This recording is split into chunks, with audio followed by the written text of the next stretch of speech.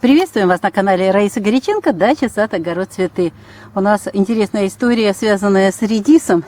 Мы его выращивали, сначала сеяли в кассеты, так как не успевали, а затем целая история была. Сейчас вам ее немножечко коротко расскажу. А история с этим редисом начиналась очень интересно. Я не успевала все посеять. И разговорились мы с нашим коллегой. Он говорит: знаешь, буду сеять в лотке от яиц редис. Затем я говорю: а как же потом высаживать? А потом в землю снизу надо срезать, и оно хорошо растет. В общем, у меня времени не было. Был это поздний вечер, как раз в Тельце, хорошее время. И я, естественно, в теплице включила фонарь и посеяла в лотки. Было у меня, по-моему, штук 7 этих лотков. И я посеяла очень хороший редис. Ну, а потом надо было поливать его буквально через день-два. Влажная земля, поливать я пролила аккуратненько, с маленького поливальничка. Ну, и потом заметила такую картину, накрыла, конечно, чтобы влага не уходила, потому что днем тепло. Начали проваливаться мои вот эти лоточки. И я давай быстренько вот эти семена, смотрю, они проклюнулись. Пролила их, и уже здесь вот на эту грядочку я их высадила.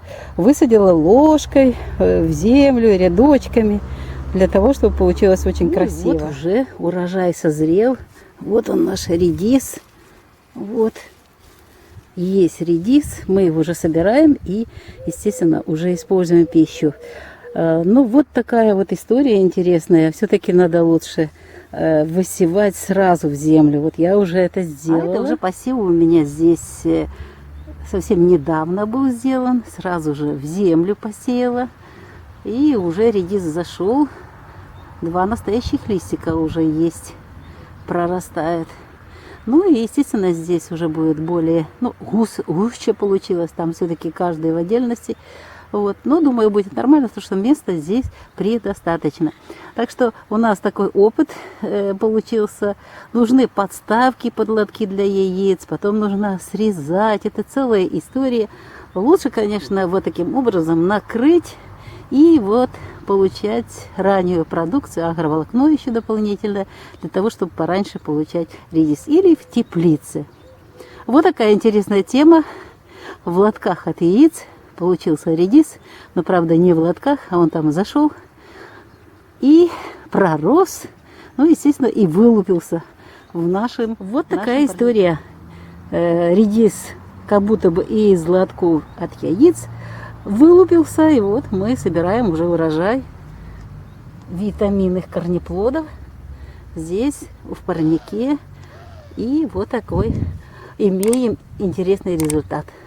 Ну что ж, Раиса Горяченко, Александр Волик показали вам опыт раннего редиса. Хотя вот он не ранний, конечно, для этого года.